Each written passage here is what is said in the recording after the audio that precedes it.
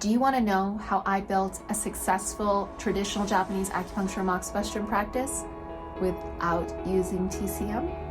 Stay tuned. Hey everyone, I am Maya Suzuki, your host here on ShinKyu University, and this channel is all about traditional Japanese acupuncture, moxa Western diagnosis, so much more.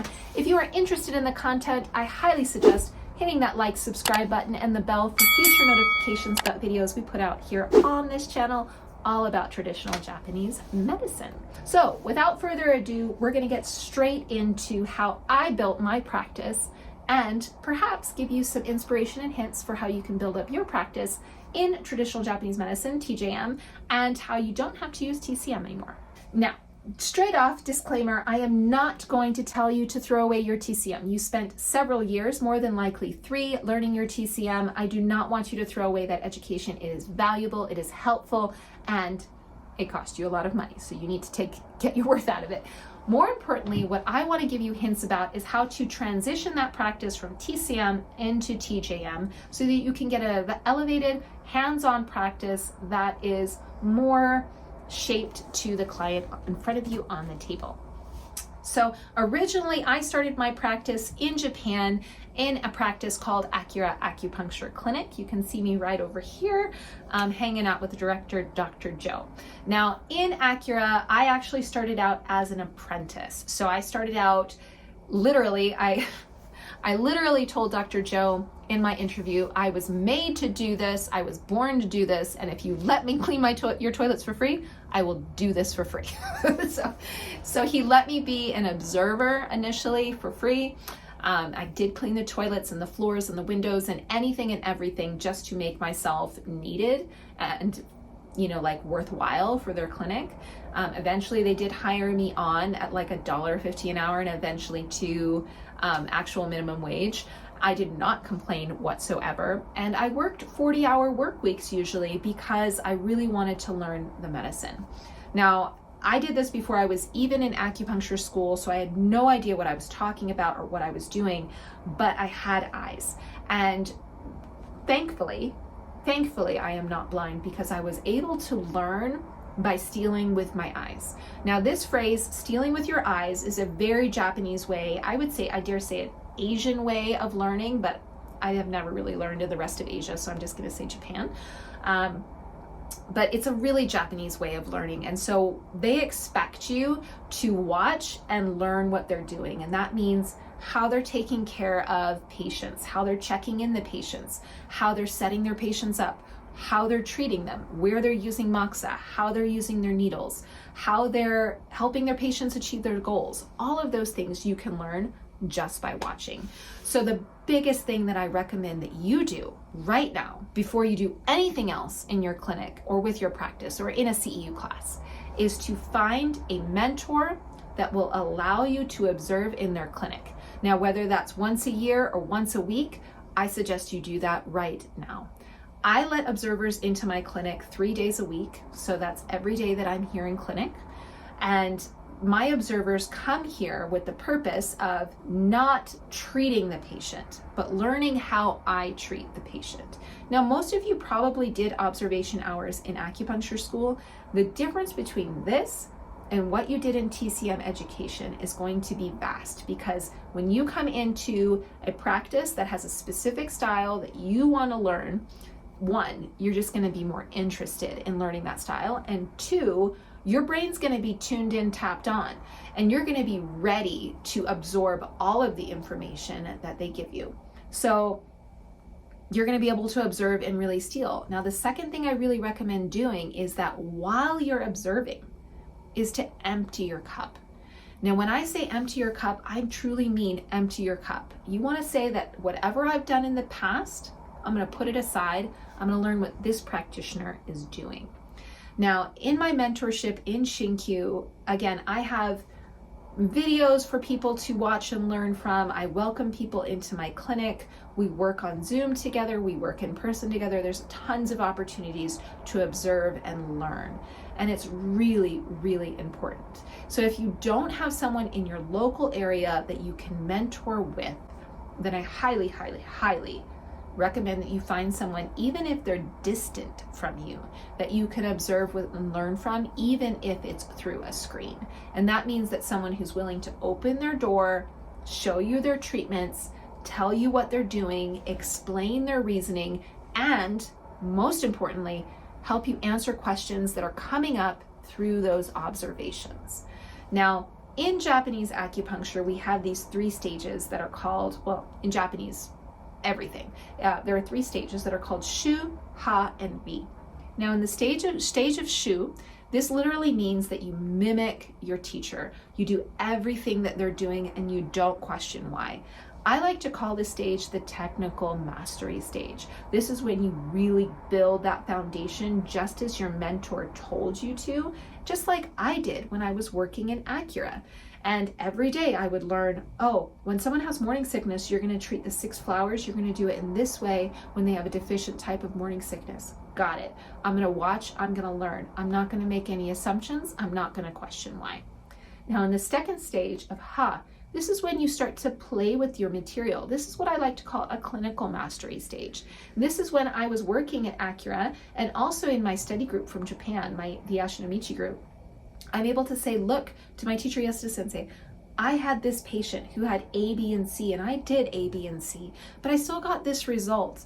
What was I doing differently? Do you have any recommendations? I used the information as I was taught, as I learned it, but I'm still not seeing that result. So it's this time to play with the material. In the last stage, Li, this is when you really move away from what your teacher is saying and really start to create your own style. Now, side note, I am in Shuhan Li right now. Currently, I'm in the stage of Ha. So that middle stage of moving, not moving away, but kind of clinical mastery of playing with the material. I am in like 15-ish years into my practice. I still do not believe I'm ready to move completely away from my teachers. For me, that's probably going to take 30 or 40 years. So make sure that you have a really good timeline for what you want to learn, especially if you're distance learning without a solid mentor who's watching your practice. Now, if you're in ShinKyu, I am able to get my students very quickly into the stage of Ha because we're working so intimately with each other on sometimes a weekly basis. But if you don't have that, you're going to want to set your timeline a little bit farther out. Now, the other thing that I've done in my practice to have a really successful practice, besides, of course, having mentorship, going through the stages of Shuhari and being really foundational about it, learning with my eyes, besides all of that, the second thing that I have really done is I read a book called Profit First. I highly recommend for your financial independence in your employment, because let's face it, most of us are self-employed. You need to read this book. It's an amazing book that it's going to teach you financially how to separate your money and really make sure you pay yourself first. Now, usually finances in our industry is kind of a no-no word.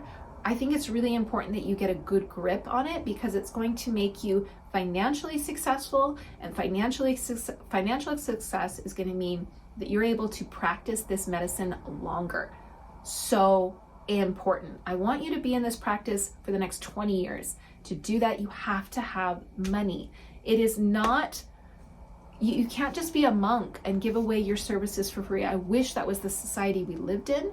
In some places, maybe it is, but for most places in this world, we do have to be financially successful because we have to eat too, and we have to fulfill ourselves and fill our cups in other ways outside of our practices, and unfortunately that takes money.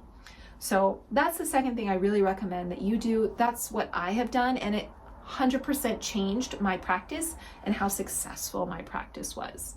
Now, the third thing that I recommend that you do and what I have done to truly obtain success in my traditional Japanese medicine practice is that I made sure that I was having fun with every single treatment. You really need to enjoy your job in order to enjoy your practice, and that really spreads to your clients. When you have confidence in your practice, confidence in your abilities, confidence in your results, it becomes so much more fun because then you get to start and say like, oh, I wonder if I did this, if I'm still going to get the same result with this. And oh, that's really interesting. I've never treated that yet. Let's try to do it. And you get to really just have fun and play all day long. So if you're going home from your practice and you're exhausted and you're like, oh, work sucks and my back hurts and my shoulder hurts and my wrists hurt and everything hurts, why does it all hurt?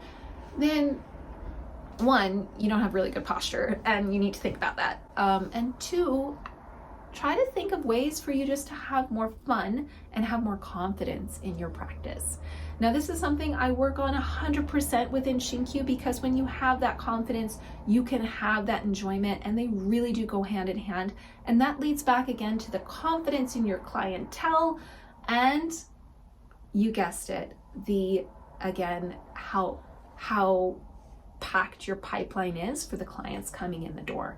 Because a confident practitioner who's having a great time in their practice and really enjoying life and is financially successful, guess what? The patient feels that, they understand that. If they enjoy it, they're getting results with their clinic, with their practice, they're going to tell their friends about you. And especially if you treat kids, I can't tell you enough. If you are boring, the kids are not going to want to come see. You need to be able to just let go and have some fun. So that is really, in a nutshell, what I believe has really made my practice very, very, very successful. You know, having a strong foundation, really mentoring with the right people, having a really great education, clinically playing, having confidence in my skill level. Now, if these are things that you're like, I need and want that, then I highly suggest that you set up an interview for ShinKyu to transition your practice from TCM to traditional Japanese medicine, and for you to be confident, competent, financially successful, elevated results with your clients, and be able to just have fun. So if that's what you're looking for, you're going to want to set up an interview. The link for it is in the description box below. You can also just put in the comments apply, and I will go ahead and give you that link. Thank you very much for watching. If you haven't already, don't forget to like and subscribe to this channel. And please do check out this video right over here. I think you're going to really love it next.